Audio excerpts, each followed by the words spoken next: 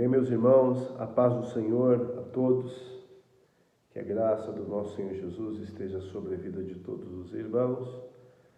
Estamos aqui para ministrar a aula de número 1, que é agora o dia 5 de abril, no domingo, né? Por óbvio, estamos gravando alguns dias antes. E essa é a primeira lição, dessa nova revista, né? Que se inicia agora. A lição de número 1. Antes de iniciarmos, eu quero dizer aos irmãos que nós estamos aqui debaixo da orientação e da bênção do nosso pastor, Fábio Tuponi, também do nosso superintendente, né, presbítero Aguiar, e nós estamos aqui também auxiliando, né, irmãos? E hoje nós iremos ministrar essa aula, as anteriores, nosso professor Sérgio, que ministrou, e nós vamos falar sobre essa primeira aula, que tem como título Carta aos Efésios, saudação aos destinatários, né? Como disse, é a lição que inaugura essa nossa nova revista, né? Ela tem como texto áureo, baseado em Efésios 1 e 2, a vós graça e paz da parte de Deus, nosso Pai, e da do Senhor Jesus Cristo. O texto áureo, como verdade prática, nós temos o destaque: a epístola aos Efésios revela o propósito eterno de Deus para a Igreja de Cristo. Temos aqui a leitura diária, a leitura em classe, né, que obviamente nós não vamos fazer. E nós já vamos iniciar aqui a nossa aula. Meus irmãos, também é importante destacar que nesta revista nós temos um novo comentarista, né? E é o pastor Douglas Batista. Esse pastor é pastor da Assembleia de Deus da Missão, Distrito Federal, doutor em teologia e licenciado em filosofia. Eu já o acompanho, irmãos, no YouTube, já li algumas coisas dele pela internet e eu fiquei bastante feliz, né? Bastante feliz porque é um grande homem de Deus, um grande conhecedor da palavra, especialmente defensor da nossa teologia pentecostal, né? Uma bênção. Bom, e essa primeira lição, irmãos, ela destaca e vai destacar em especial o livro de Efésios. Como nós estamos aqui pela internet, eu até comentei com o nosso superintendente, nós vamos ser um pouco direto, tem bastante riqueza aqui, mas nós não vamos explorar tanto isso, né? Logo nós vamos voltar e aí é muito melhor, né? Vamos ao vivo com aquelas discussões, os irmãos enriquecendo ainda mais a aula com conhecimento, principalmente o nosso professor mestre, nossos pastores que contribuem sempre, né? E nos ensina, na verdade. E nós estamos aqui sozinho, não tem essa interação. E quero mandar um forte abraço ao meu amigo, pastor Durvalino. Deus abençoe, pastor. Saudade. Então, vamos lá. Ele destaca, irmãos, o escritor, algumas coisas inerentes, assim, específico do texto, do livro, melhor dizendo, de Efésios. Ele destaca que, entre os estudiosos, teólogos, essa epístola de Paulo, ela é conhecida como a coroa dos escritos de Paulo e a rainha das epístolas. Há esse entendimento que esse livro é tão maravilhoso, esse livro tem tantas riquezas que há esse destaque nesse livro, porque tem coisas que diferem, né, das demais epístolas. Não que as outras não sejam importantes, nada disso. Mas, de fato, tem bastante riqueza aqui doutrinária, irmãos. E o escritor, os irmãos que estão com a revista devem estar vendo, ele destaca uma coisa muito importante. Ele fala que, ao conhecer melhor essa epístola, ela deve nos levar a um aperfeiçoamento da vida cristã. É importante, irmão, destacar isso, porque às vezes, ainda mais hoje, nós observamos muitos que gostam e procuram conhecimento, mas não para se aproximar de Cristo, para que aquele conhecimento venha moldar a sua vida para ser mais próximo do que Cristo foi e nos deixou, o que deve ser a vida de um cristão, né? Mais para se apresentar, para dizer que sabe mais que o irmão, etc.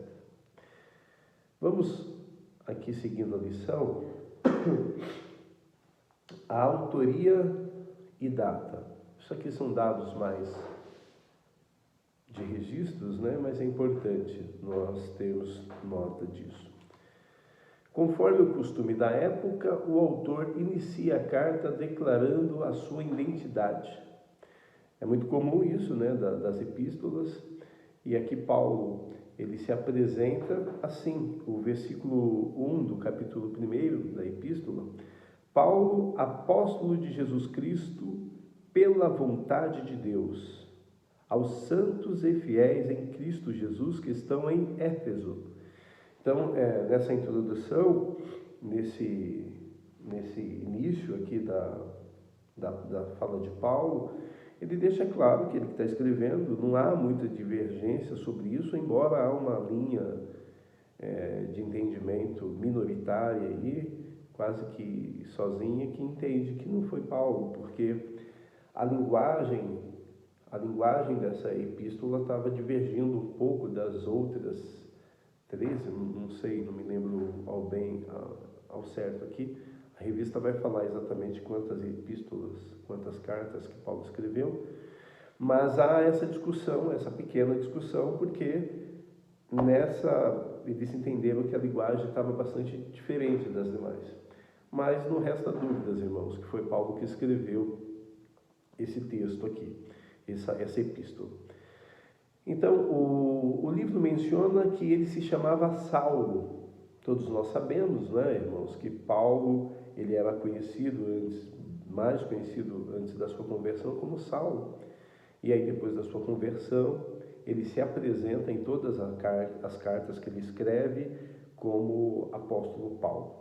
Há um destaque interessante aqui também, que o nome Saulo, possivelmente, foi uma homenagem a Saul, que foi o primeiro rei de Israel, né? Nós já também estudamos isso há algum tempo atrás. E Saul foi o primeiro rei de Israel, e Paulo vem da descendência, da mesma tribo. E possivelmente por isso recebeu esse nome, tinha esse nome. O nome Saulo significa, né, solicitado, e o nome Paulo já significa pequeno. E esse era o seu nome romano, né? Então, irmãos, ele faz esse destaque inicial e faz questão de se apresentar como Paulo. Nós vamos ver aqui que o escritor destaca, o comentarista, que possivelmente ele faz questão de usar esse nome também porque ele entende que combina mais, que veio a calhar de uma forma mais adequada com o Evangelho também. Um homem pequeno que veio propagar a palavra de Deus, o Evangelho. Muito bem. Continuando aqui, a assinatura apostólica. Aí agora aqui, irmãos, eu tinha me esquecido exatamente o número das epístolas e das cartas que Paulo escreveu, mas aqui o escritor destaca o ponto 2. A assinatura apostólica, nas 13 cartas de sua autoria, o apóstolo se identifica como Paulo, nunca como Saulo. Provavelmente por considerar o nome mais apropriado para evangelizar o mundo gentílico. Outro detalhe relevante é a reivindicação de sua vontade, de sua autoridade apostólica. Desculpe, irmãos. Com a ressalva pela vontade de Deus. Isso é, não escolhido por homens. Vamos ler aqui, irmãos, relembrar aqui o versículo 1, que tem esse destaque interessante. Paulo, apóstolo de Jesus Cristo, pela vontade de Deus. Não era pela vontade própria, assim, eu entendi aqui bem o destaque que o escritor dá nesse momento, e eu faço questão de ressaltar também. Ele aqui demonstra a sua autoridade apostólica, o seu chamado apostólico, né, enfatizando que, olha, eu estou aqui porque o Senhor me chamou. Todos nós sabemos da história e da conversão de Paulo, quem era Paulo um pouco antes da sua conversão, né, que perseguia os cristãos, que perturbava tanto, né, os discípulos, perseguia, atrapalhou tanto, né, irmãos, como Deus trabalha, né? E aí Deus vai e salva Paulo, não é?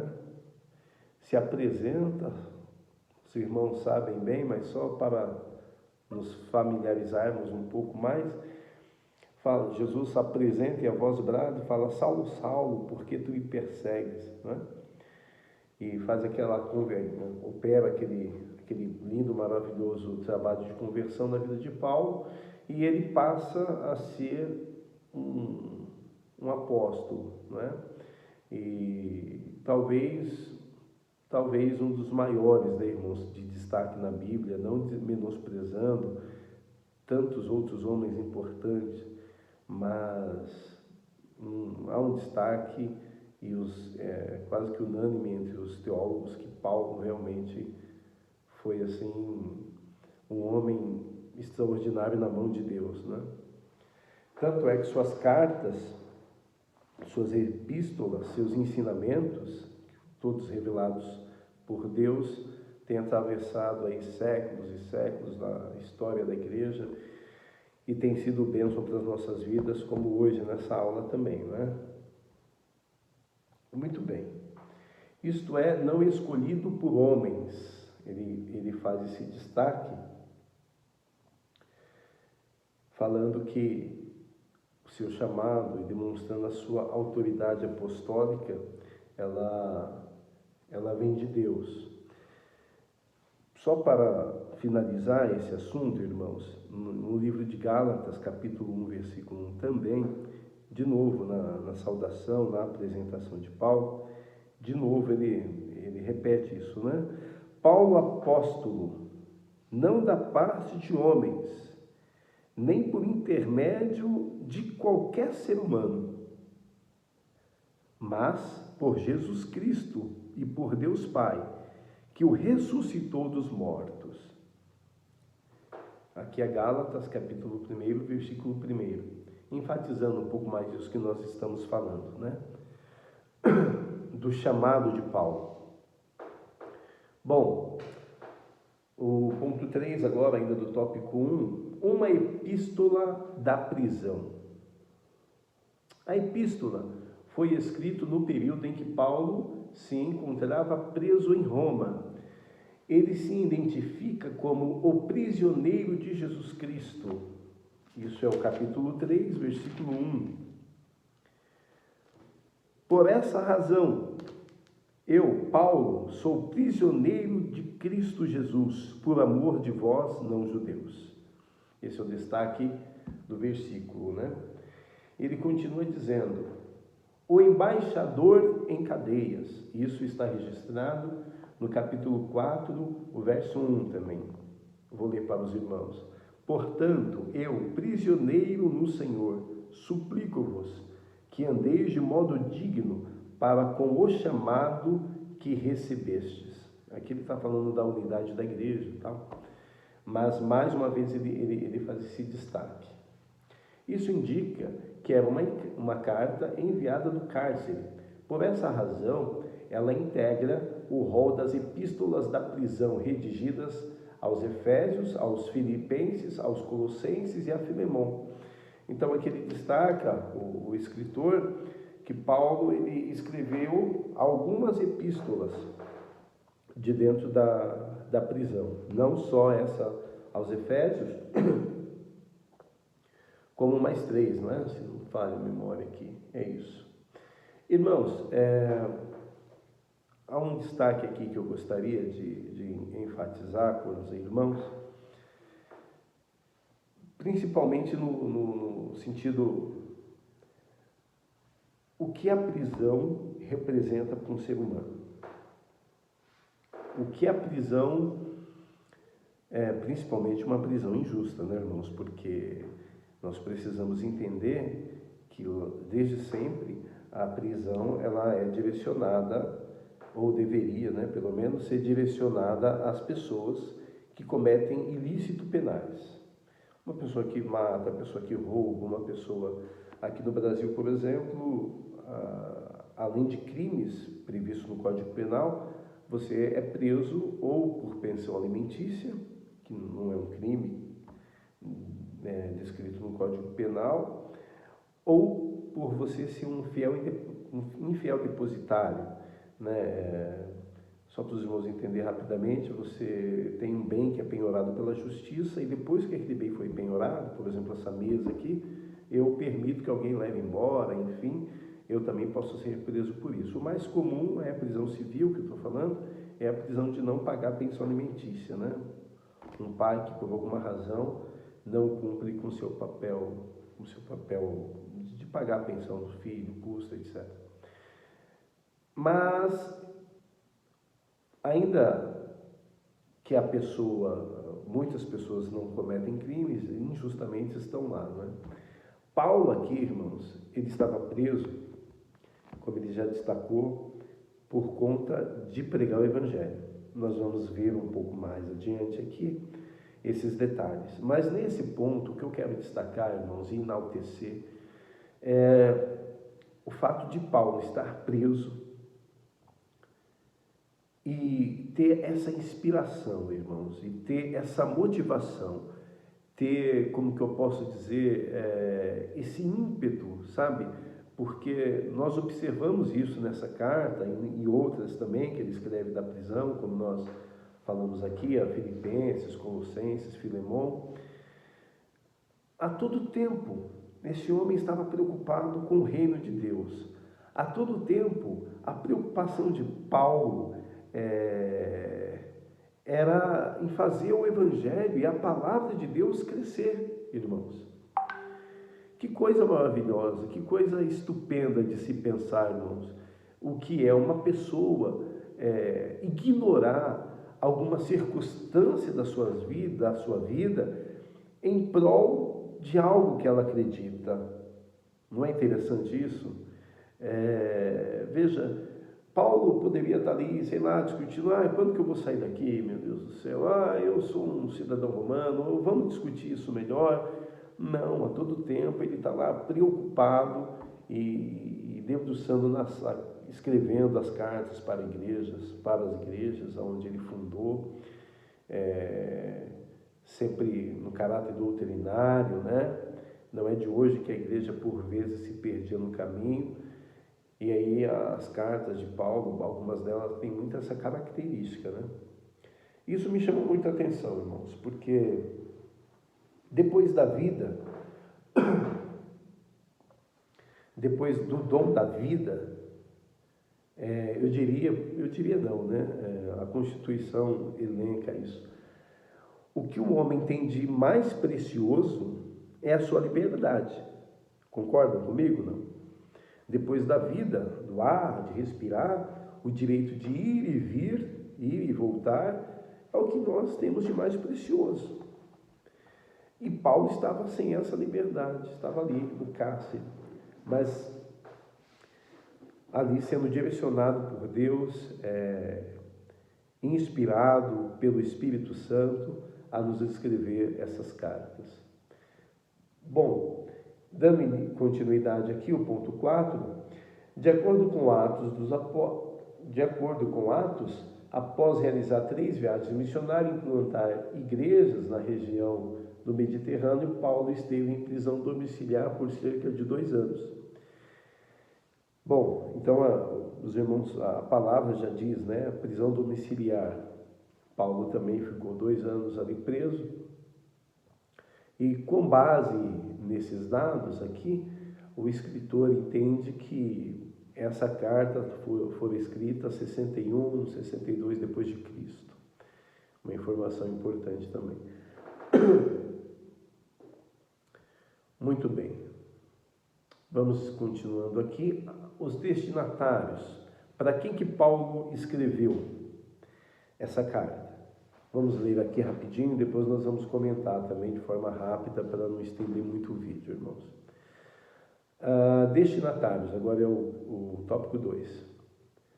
Fundada por volta de 1050 a.C., tornou-se um centro político, comercial e religioso da Ásia Menor, atual país da Turquia.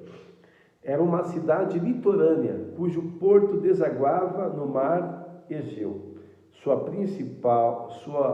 rua principal era pavimentada em mármore, com colunas trabalhadas.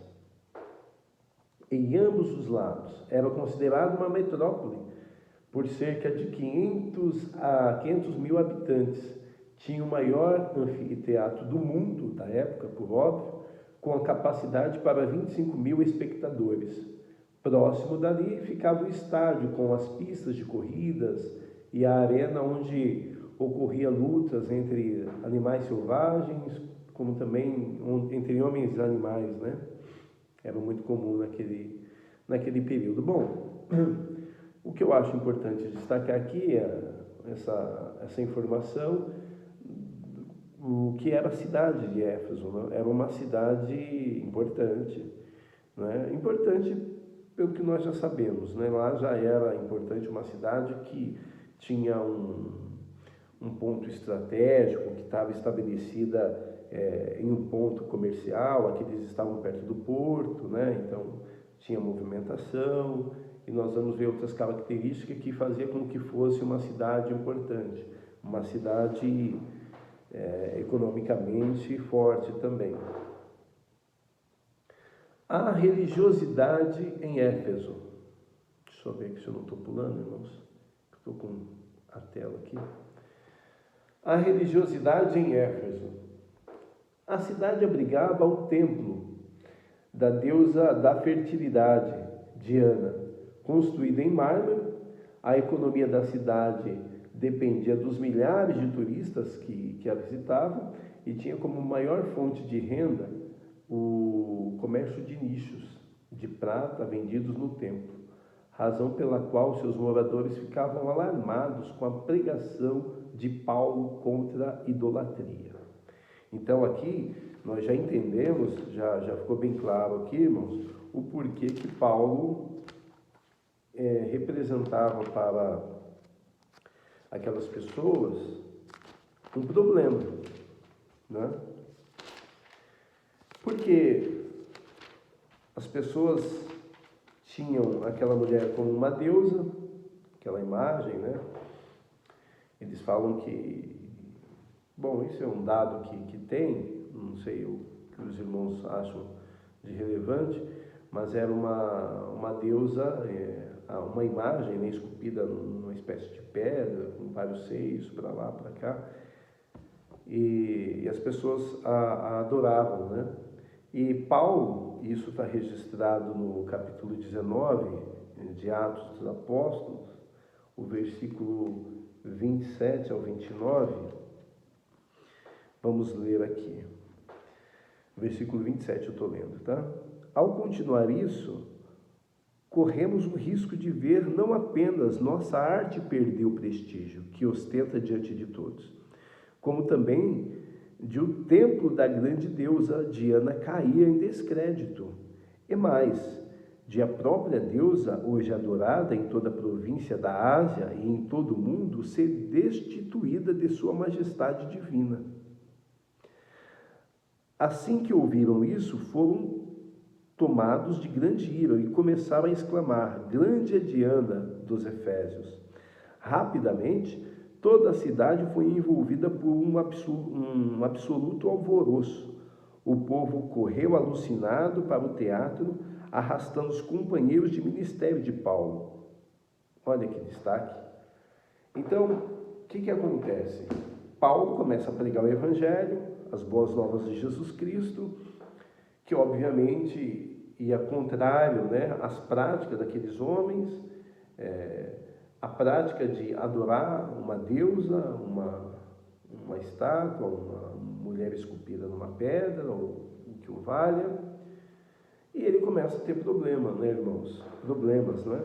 Porque ele está mexendo ali com a atividade econômica de uma cidade, ele está mexendo com um grupo específico de pessoas, e aí começa uma perseguição a Paulo, né? Porque ele estava mexendo, como dizia meu pai, num vespeiro, né? Mas ele não se atemorizou por ele, não recuou por isso. Ele continuava pregando o Evangelho e não se preocupava muito com isso, não. Mas foi bastante difícil, né? Preso algumas vezes, sabemos bem a história. Vamos continuar. Eu estou falando agora que nós destacamos a cidade, tá? A cidade de Éfeso, um rápido resumo da cidade ali. Agora vamos falar da igreja. A igreja de Éfeso. Paulo evangelizou a cidade e seus arredores durante 3 anos. Quando chegou a Éfeso, o apóstolo encontrou 12 discípulos, os quais batizou nas águas e conduziu a receber o batismo do Espírito Santo. Já que estamos aqui com a Bíblia aberta em Atos 19, isso cabe em destaque também, sabe, irmãos? Capítulo 19, agora ele destaca o versículo 5, tá? E compreendendo isto, eles foram batizados no nome do Senhor Jesus.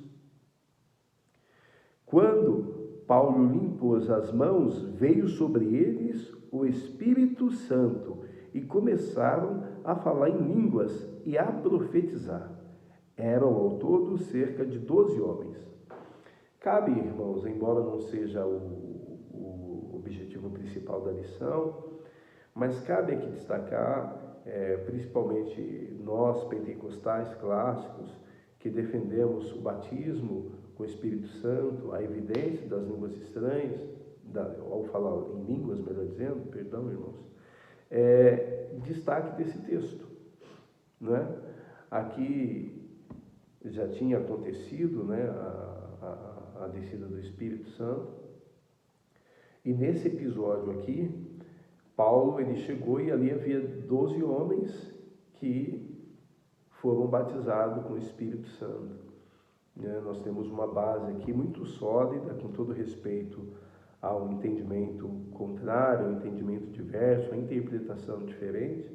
Nós entendemos que aqui é uma base muito sólida, bíblica, teológica, que sustenta, né, irmãos, aquilo que nós acreditamos e defendemos, que é o batismo com o Espírito Santo e o falar em línguas. Muito bem. Em seguida,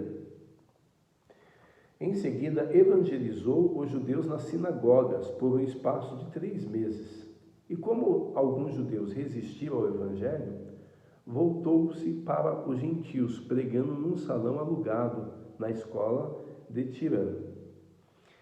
Em Éfeso, Deus usou Paulo poderosamente, e a igreja crescia, pois até os lenços e aventais do apóstolo foram usados para curar os enfermos e expulsar demônios. Acho que aqui também cabe um rápido destaque, irmãos, é o capítulo 19, também o versículo 12, e vou ler o 11 aqui, só para nos colocar aqui no texto, né, e não só pegar o versículo anterior. o versículo 11. Deus fazia milagres maravilhosos por meio das mãos de Paulo, de tal maneira que até lenços e aventais que Paulo usava eram levados e colocados sobre os doentes.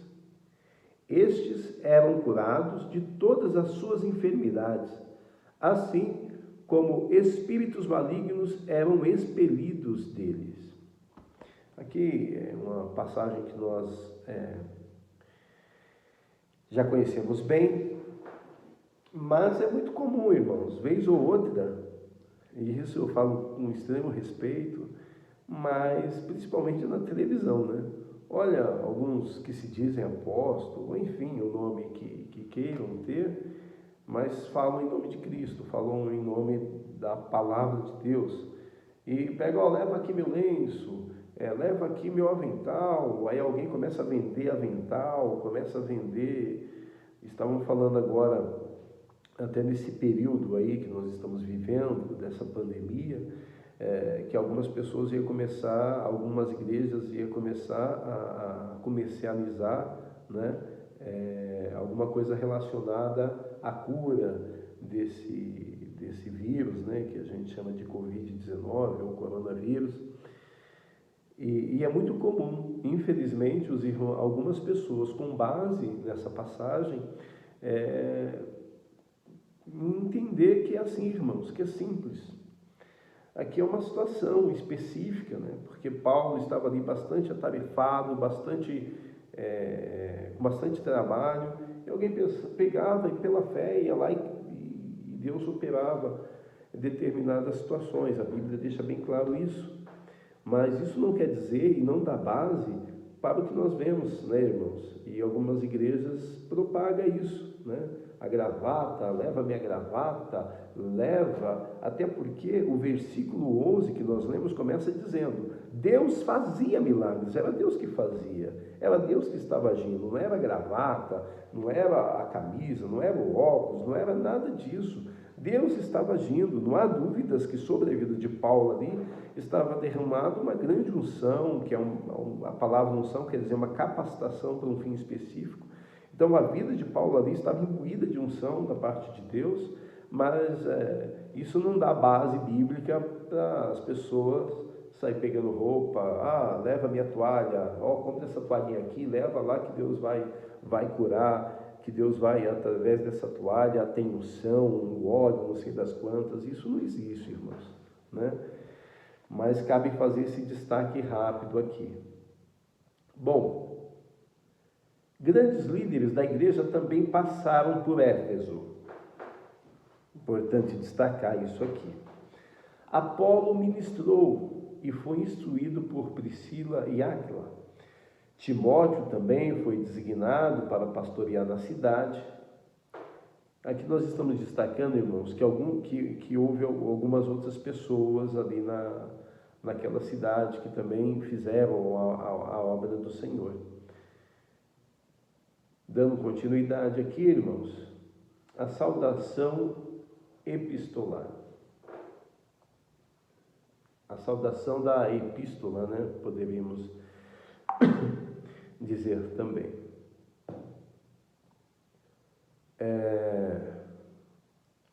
A saudação é a mais breve dentre todos os escritos de Paulo.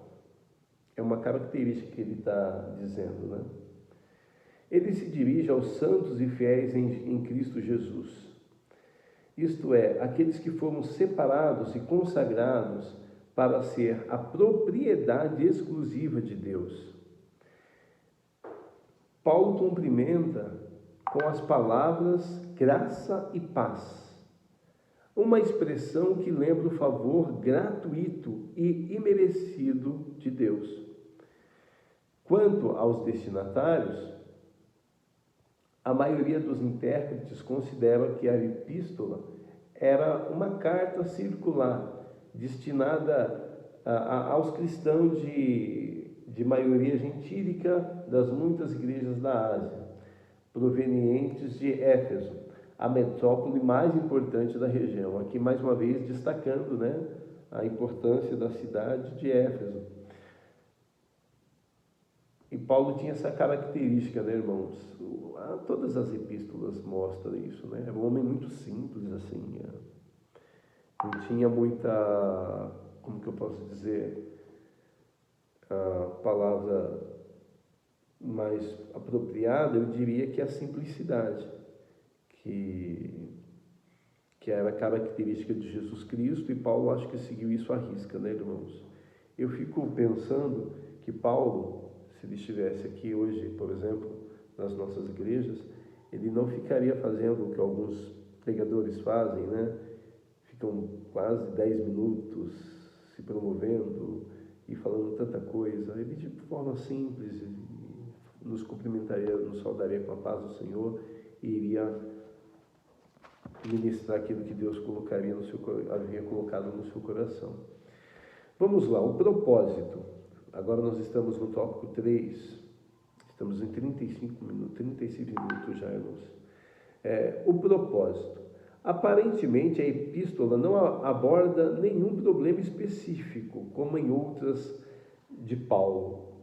Em outras epístolas, irmãos, às vezes há um problema específico naquela igreja, há uma situação que Paulo sabia, alguma coisa específica, então o assunto é específico. Aqui o escritor está falando que não havia nada específico assim, e nós vamos observar isso aqui.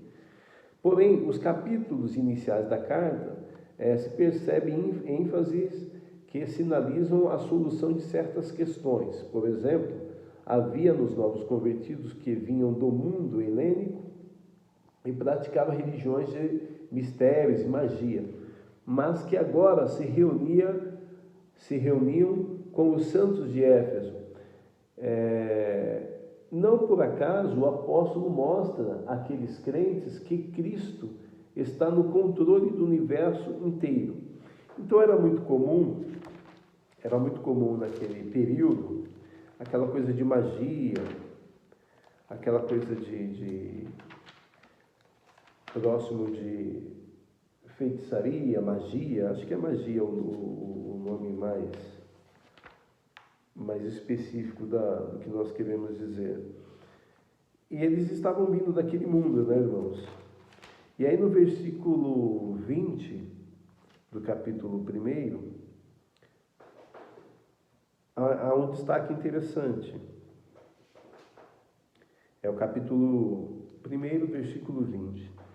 Esse mesmo poder que agiu em Jesus Cristo, ressuscitando outros mortos, entronizando à sua direita nas regiões celestiais, muito acima de toda potestade e autoridade.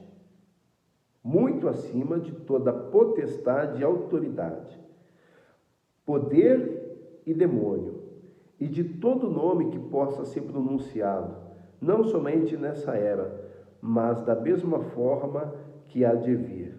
Também sujeitou tudo o que existe debaixo de seus pés, e o designou cabeça sobre absolutamente tudo que há, e o concedeu à igreja, que é o seu corpo, a plenitude daquele que satisfaz tudo quanto existe em toda e qualquer circunstância. Olha que interessante, irmãos. A carta, que riqueza, né? Então Paulo aqui destaca, muito acima de toda potestade e autoridade, poder e demônio. Então ele reconhece aqui e falou, olha, realmente há poderes, há algumas coisas malignas aí, mas nós agora estamos no poder que agiu em Jesus Cristo, ressuscitando dos mortos, e que se sobrepõe e que está acima de todas essas potestades, de todos esses poderes malignos e domínios do maligno. O poder que nós estamos imbuídos agora e revestido agora está acima de tudo isso. É isso que Paulo está querendo dizer para eles, mostrando para eles que o poder que há em Cristo Jesus, o poder de Jesus Cristo estava acima do universo inteiro. E aí tem esse texto aqui que nós lemos. Também é possível perceber outro tipo de ênfase do apóstolo.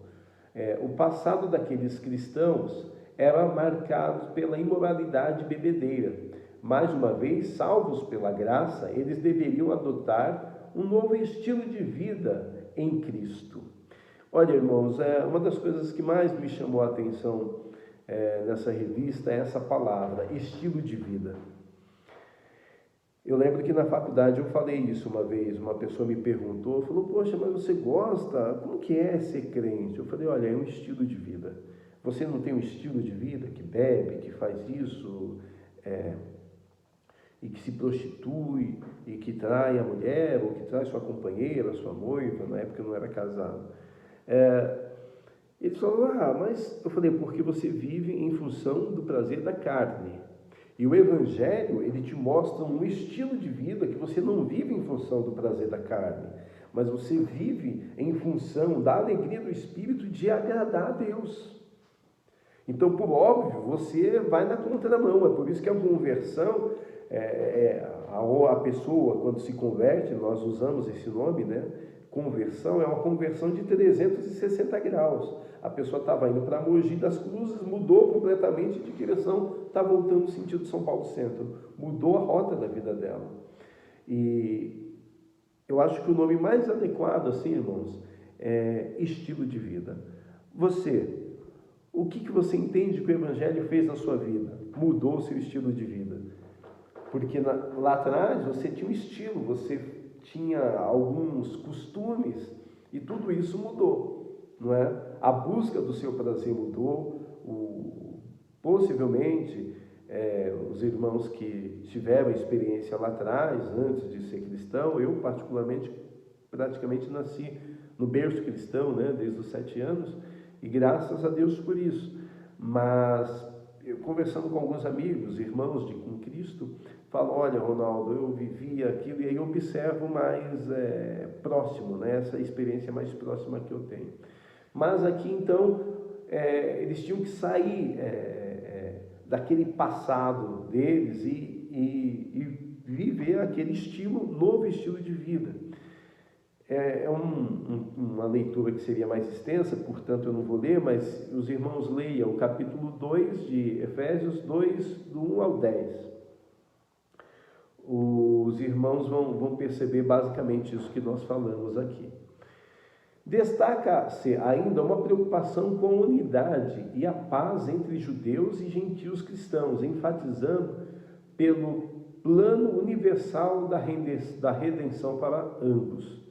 Então aqui, irmãos, eu acho que vale, apesar de ser uma leitura também um pouquinho extensa, mas vou tentar ler bem rapidinho, o versículo 2, o capítulo 2, versículo 11. Portanto, lembrai-vos de que anteriormente eram gentios por natureza, chamado de incircuncisão, pelo que se chamam circuncisão, feita no corpo por mãos humanas. Todavia agora, em Cristo Jesus, eu já pulei para o versículo 13, todavia agora, em Cristo Jesus, vós antes estáveis distantes, fostes aproximados mediante o sangue de Jesus Cristo, porque Ele é a nossa paz.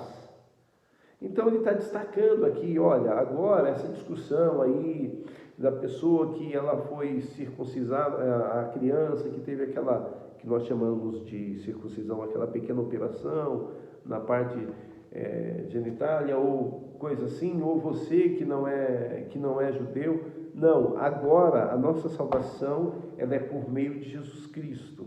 Então ele tenta dar essa ideia de unidade em Cristo Jesus. Sobre essas premissas, então, podemos considerar que uma das intenções do autor a Efésios era de atender às múltiplas necessidades da igreja, numa perspectiva pastoral. Por isso, a carta é apontada por estudiosos como tratado teológico sobre a igreja, o corpo de Cristo. E aí retrata aquilo que nós falamos no início, né, irmãos? Nós estamos correndo aqui, mas há tanta coisa aqui importante que poderíamos explorar mais ainda. Mas pelo que nós falamos aqui, eu acredito que os irmãos vão observar isso, que realmente é muita riqueza que temos aqui. Correndo um pouquinho mais, irmãos, a mensagem de Efésios gira em torno de duas temáticas: Jesus Cristo, a cabeça, nós falamos isso agora há pouco, a igreja, o corpo. Assim podemos classificar o desdobramento desses assuntos nos seguintes eixos temáticos: a consumação do plano eterno de Deus na pessoa de Jesus Cristo, a salvação; a atuação do Espírito Santo como penhor da experiência da salvação, né? Isso aqui também é muito profundo, né? Penhor quer dizer a garantia. Quando você aluga uma casa, por exemplo, e alguém tem uma dúvida ou fica inseguro se você vai conseguir pagar ou não. Não só, eu estou dando um exemplo de alguém, mas pode ser uma outra situação. Eu quero uma garantia real, quero que você me dê uma casa, quero que... não, o Espírito Santo é o nosso penhor, é a nossa garantia. Glórias a Deus por isso. Como o penhor da experiência de salvação, a reconciliação dos povos por intermédio da cruz de Cristo, a revelação do mistério da vontade de Deus por obra do Espírito Santo, enaltecendo, irmãos, a pessoa do Espírito Santo, né? Aí de novo, né? Ele usa aquela palavra que eu tanto gostei: um novo estilo de vida baseado na unidade, na comunhão com o Espírito, na frutificação. Onde tem Espírito Santo atuando, irmãos, tem frutos, não é? Não é o texto que diz os frutos do Espírito? Paz, longanimidade, mansidão, temperança, domínio próprio e outras coisas mais. Mas fruto, isso é importante. Então, olha, ele baseia aqui, ele detalha aqui na comunhão com o Espírito. Tem comunhão com o Espírito aí, irmãos? Glórias a Deus. Na frutificação, frutos, temos que dar frutos, e na adoração e na intercessão do Espírito. Os novos relacionamentos conjugais e a luta contra o diabo. Ele fala sobre a igreja, que a igreja, ele faz uma alusão, né? Que Cristo é a cabeça, que a igreja é o corpo, etc. Portanto, a epístola contém uma combinação de doutrina, fé e prática da vida cristã, ou seja, de tudo o quanto Deus fez e do que espera que a igreja faça. Ele diz aqui, então, irmãos, com nesse tópico que nós lemos, eu estou tentando correr aqui, irmãos, para ficar o mais curto possível. Só quero olhar aqui se eu não pulei uma coisa que eu tinha notado aqui.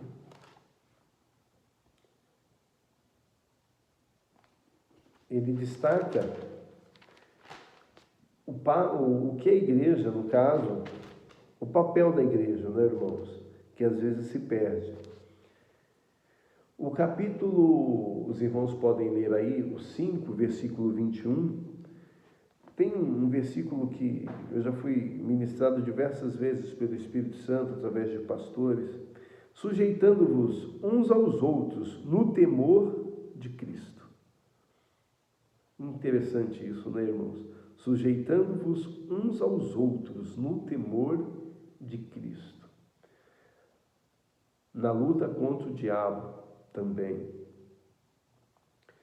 Se os irmãos forem ler o texto, aí logo em seguida, que é o capítulo 5, versículo 22, ele fala caminhando na vida conjugal, mas aí já é uma coisa mais específica, né? Então vamos para a conclusão, irmãos.